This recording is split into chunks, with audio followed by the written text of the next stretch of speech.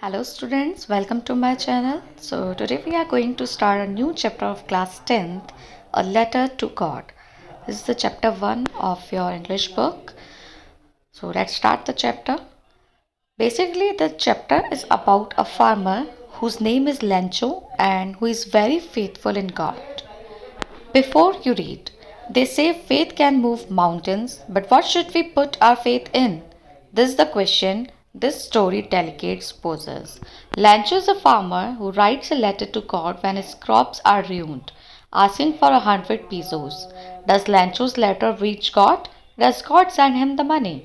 Think what your answers to these questions would be and guess how the story continues before you begin to read it.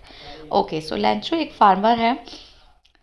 वो God को एक letter right करता है जब उसकी सारी क्रॉप्स यानी कि जो उसकी सारी फील्ड्स होती है, जो उसकी खेती होती है, वो र्यूंड हो जाती है जब बहुत तेज़ बारिश आती है. और वो गॉड से डिमांड करता है 100 पेसोस की. Pesos is kind of currency. जैसे हमारे इंडिया में रुपीज़ चलते हैं वैसे ही pesos is a kind of currency. तो क्या वो लेटर सच में गॉड तक पहुंचता है? क्या गॉड उसकी हेल्प करेंगे? ये हम जानेंगे स्टोरी को आगे पढ़ने के बाद. Okay, let's start the story now. The house, the only one in the entire valley, sat on the crest of a low hill.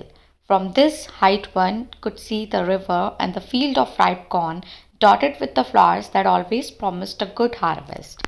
सो यहाँ पे लैंचो के हाउस का छोटा सा डिस्क्रिप्शन दिया हुआ है कि उसका जो घर है वो पूरी की पूरी वैली में उसका वन एंड ओनली एक घर दिखाई देता है. वैली मीन्स जब टू माउंटेन्स के बीच में एक वे होता है तो उसको वैली बोलते हैं, है ना.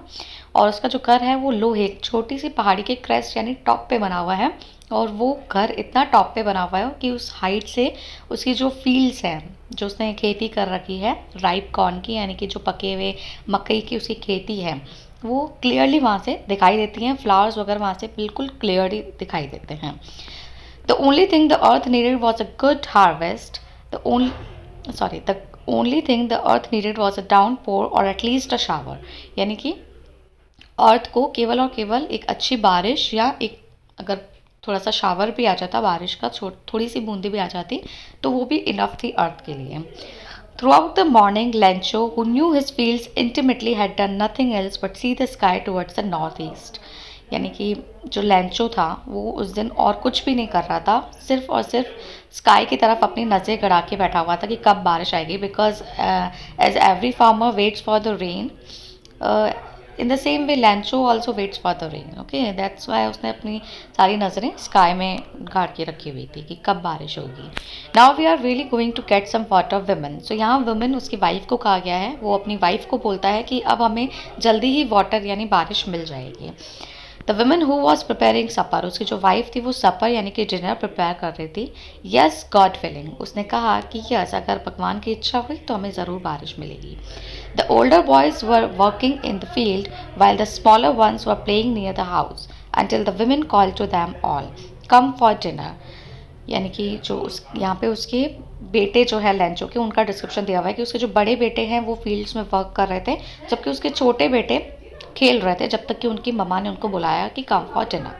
It was during the meal that just as Lancho had predicted, big drops of rain began to fall. In the northeast, huge mountains of clouds could be seen approaching. तो जैसे ही वो डिनर कर रहे थे, वो जब डिनर कर रहे थे उस टाइम पे जैसा कि लैंचो ने प्रेडिक्ट किया था कि आज बारिश होगी तो big drops of rain began to fall. बड़ी बड़ी बारिश की बूंदें गिरने लगी. इन द नॉर्थ ईस्ट में बड़े बड़े माउंटेन्स आते हुए दिखाई देने लगे. The air was fresh and sweet, air काफ़ी फ्रेश और स्वीट दिखाई देती थी. The man went out for no other reason than to have the pleasure of feeling the rain on his body. यानी कि कभी कभी हम भी रेन का प्लेजर लेने के लिए घर के बाहर निकलते हैं. इन the same way Lencho also went out from his home and to feel the pleasure of the rain.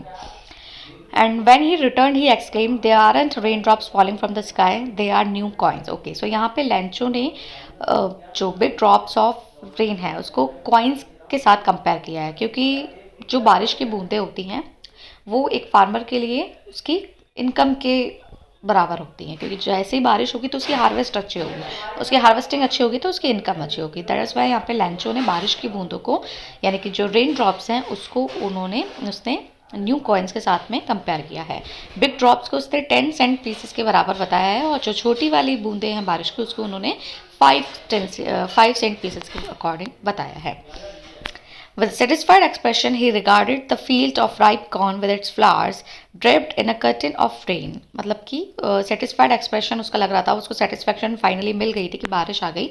और he regarded मतलब वो सोचने लगा अपने जो उसकी खेती थी, जो पके हुए उसके कॉर्न थे और उसके जो फ्लावर्स वगैरह वहाँ पे उसकी खेती में थे वो पूरे के पूरे रेन से ड्रिप हो गए होंगे, कवर हो गए होंगे। उस बारे में वो रिगार्ड करने लगा, सोचने लगा।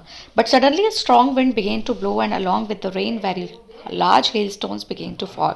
These truly did resemble new silver coins. लेकिन सडनली बड़े बड़े हिलस्टोन्स आने लगे, ओले गिरने लगे और ये सिल्वर कॉइन्स के बराबर लग रहे थे। The boys exposing themselves to the rain ran out to collect the frozen pulse. Okay, so यहाँ पे जो हिलस्टॉर्म्स है यानी कि जो ओले गिरे हैं उनको फ्रोजन पल्स यानी जमे हुए मोती से कंपेयर किया गया है। और जैसा कि बच्चों को मज़ा आता है उनको कलेक्ट करने के लिए, तो उसके जो बेटे थे वो उसको कलेक्ट करने के लिए निकल पड़े। It's really getting bad now exclaimed the man. लैंचो ने कहा कि अब तो कंडीशन बहुत ही बुरी होती जा रही है। I hope it passes quickly. It did not pass quickly. For an hour, the hail went on the house, the garden, the hillside, the cornfield, on the whole valley. The field was white as if covered with salt. Okay, तो Lencho ने कहा may be अब ये जो condition इतनी verse होती जा रही है, मे बी अब ये रुक जाए, ये जल्दी से पास हो जाए, जल्दी से गुजर जाए कंडीशन। बट ऐसा होता नहीं है।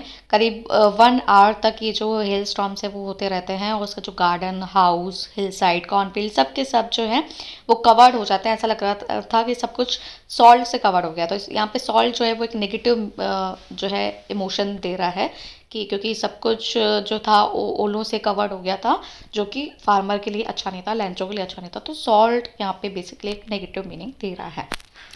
तो इतना अपन ने चैप्टर पढ़ लिया है। नेक्स्ट चैप्टर हम करेंगे हमारे अगले वाले पार्ट में, which will be our part 2 of this chapter. Thank you for watching.